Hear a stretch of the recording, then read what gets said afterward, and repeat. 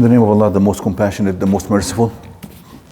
We will continue to read and discuss verses from chapter 2 of the Quran, Surah Al-Baqarah.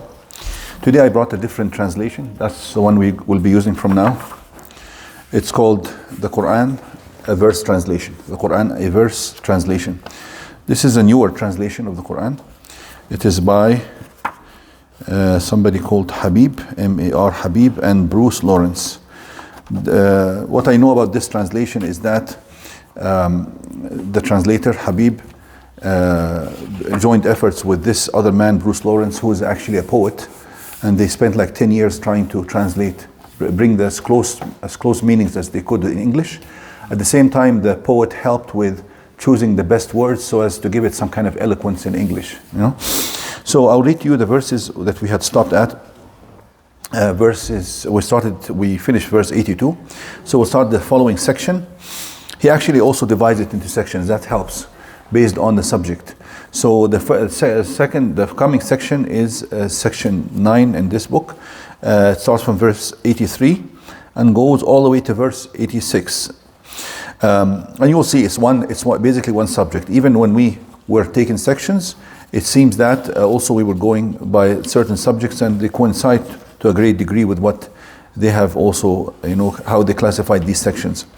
The verse read as follows: A'udhu billahi minash shaitanir rajim. I seek refuge with Allah from the accursed Satan.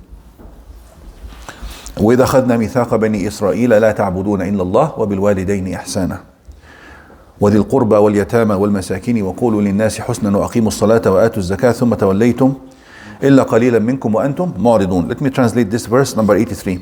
We made a covenant with the children of Israel. Worship, this is between quotation marks. What does the covenant entail? It says, worship none but the one God, and treat kindly your parents and family, as well as orphans and the poor. Speak kindly to people. Be steadfast in prayer and give what is due in charity. But then all but a few of you turned back, and still you turn away. وَأَنْتُمْ مُعْرِضُونَ. Turn back and still you turn away. وَإِذْ أَخَذْنَا مِيثَاقَكُمْ لَا تَسْفِكُونَ دِمَاءَكُمْ وَلَا تُخْرِجُونَ أَنفُسَكُمْ مِنْ دِيَارِكُمْ. I will have to translate the whole section, and we'll see if we have time to discuss some of these meanings. The following verse, number 84. وَإِذْ أَخَذْنَا مِيثَاقَكُمْ لا تسفكون دماءكم ولا تخرجون أنفسكم من دياركم ثم أقررتم وأنتم تشهدون. We made a covenant with you. And again, what does this other covenant say? Do not shed one another's blood, nor drive one another from your homes. You pledged this as you yourselves bore witness. ثم أنتم هؤلاء تقتلون أنفسكم وتخرجون فريقا منكم من ديارهم تظاهرون عليهم بالإثم والعدوان ويأتوكم أسارى تفادوهم وهم محرم عليكم إخراجهم أفتؤمنون ببعض الكتاب وتكفرون ببعض فما جزاء من يفعل ذلك منكم إلا خزي في الحياة الدنيا ويوم القيامة يردون إلى أشد العذاب والله بغافل عما تعملون. Verse number 85. Yet now you are the ones killing one another, driving some from their homes, helping one another in sin and wrongdoing them. And if they come to you as captives, you ransom them, though you were forbidden to expel them, meaning in the first place. Do you then believe in part of the book but deny another part? What is the reward for those of you who act like this, except disgrace in this life, and to be sent back to the harshest torment on the day of resurrection? God is not heedless of what you do. He put another verse after that. These are the people who trade the hereafter. أولئك الذين اشتروا الحياة الدنيا بالآخرة فلا يخفف عنهم العذاب ولا هم ينصرون. These are the people who trade the hereafter for the life of this world. Their torment shall not be lightened, nor shall they be helped. So basically, these are the verses. Verse 83. These verses are quite clear. They don't need much explanation. The verses basically indicate that Allah is still reminding the Israelites of the further transgressions and violations. And as I mentioned last time, there's many lessons and wisdom behind reminding them of these mistakes and basically crimes against the law of Allah. We mentioned that one of them is to show why they were stripped of the privilege of being the custodians of the book of Allah and the bearers of his message. But also another reason is to maybe deflate their false sense of superiority, which does not allow them to listen to anyone else, because they feel that they are the people chosen by God and he will bestow his favors upon them in this life and the next life, and that they are the ones to teach the world. They do not need anyone to teach them. So Allah is showing, no, this is not the case. And this is how you start with somebody who's arrogant. You have to show them that they are not what they think they are. You have to show them that they need to learn, they need to listen, they are not following. And now you have to teach them, because an arrogant person will never actually listen to you. You know from the hadith, al-kibru batrul haqqi wa ghamtun nas. Kibr, arrogance, the Prophet ﷺ defined it as the rejection of the truth and to look down on people. So here the covenant was clear. Always the first covenant is to worship none but Allah. And this is, of course, repeatedly even in the Bible, in the Old Testament and New Testament. Here, O Israel, your God is one, and so on. You should love your God, and with all your heart and so on, all your soul and so on.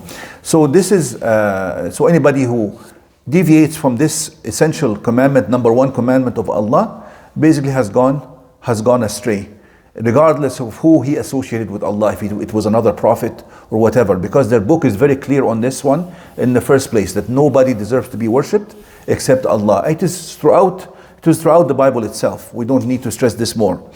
Worship none but God. And the second commandment, and this is of course God comes number one, and then come the people. But the first and the highest priority amongst the people is who?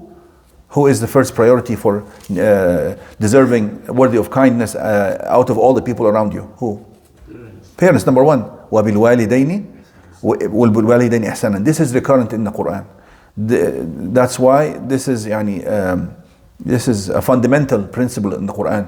If you read in Surah Al-Isra, chapter 17, وَقَضَى رَبُّكَ أَلَّا تَعْبُدُوا إِلَّا إِيَّاهُ وَبِالْوَالِدَيْنِ إِحْسَانًا. Also, you will in Surah An-Nisa as well. It comes the same meaning. I just don't recall the verses right now. لا بتاعت وقضى ربك ألا تعبدوا إلا ولا إحسانا وذي القربى واليتامى والمساكين. There's another verse in Surah. Look at Surah An-Nisa, verse number 36. And read it out to us as we go. And then so the parents are the first one. Treat your parents with kindness, and then وَبِالْوَالِدَيْنِ إِحْسَانًا وَذِي الْقُرْبَى. Then come your relatives, the other relatives. Parents number one, then your other relatives, then the most needy in the community, the most people in need. And then he talks about the orphans and the poor, and then the general people, and speak kindly to people. So everybody has to be treated nicely, but people according to their nearness to you. Parents come first, then your other relatives. Even if you want to help somebody financially, look at the parents first, then look at your relatives. وَاعْبُدُوا اللَّهَ وَلَا تُشْرِكُوا بِهِ شَيْئًا وَبِالْوَالِدَيْنِ إِحْسَانًا. Worship only Allah, do not associate any deity with him, and be kind to your parents. So this is repeated in the Quran. And then وَذِي الْقُرْبَى, then comes in the same order. Allah, والدين إحسانا وذي القربى. In Surah Isra, وقضى ربك ألا تعبدوا إلا إياه وبالوالدين إحسانا. And then also وآتِ ذا القربى حقه والمسكين وابن السبيل. After that, immediately after he said ولا تقل لهم أف ولا تنهرهما وقل لهما قولا كريما واخفض لهم جناح الذل من الرحمة وقل رب ارحمهما كما ربياني صغيرا وآتِ ذا القربى حقه والمسكين وابن السبيل. Give your relatives their right, their due right. That's very important. The verse says that it's not only an act of kindness. وآتِ ذا القربى حقه والمسكين وابن السبيل ولا تبذر تبذيرا. And the poor and the traveler, the wayfarer. And Allah called it a haqq. It is their due right upon you. So when you're doing it, do not feel that you have gone way beyond what is required of you. Yes, you're not doing a favor, because Allah called it a haqq. It's an obligation. It is their right. If they need, you have to look after them. Now, and then he says, And then after he talked about the parents, the family, the relatives, the orphans, the most in need, and the poor. And then he talked about general people. وَقُولُوا لِلنَّاسِ حُسْنًا. There's another recitation in this one. وَقُولُوا لِلنَّاسِ حَسَنًا. The same meaning. وَأَقِيمُوا الصَّلَاةَ. We'll only finish one verse today.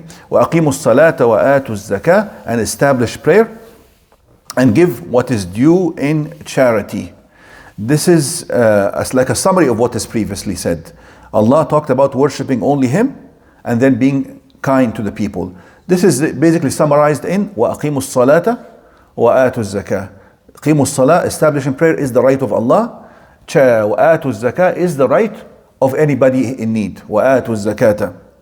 But then Allah says ثُمَّ تَوَلَّيْتُمْ وَأَنْتُمْ مُعْرِضُونَ. Then you turned away and وَأَنْتُمْ مُعْرِضُونَ, like he's talking about the previous generations.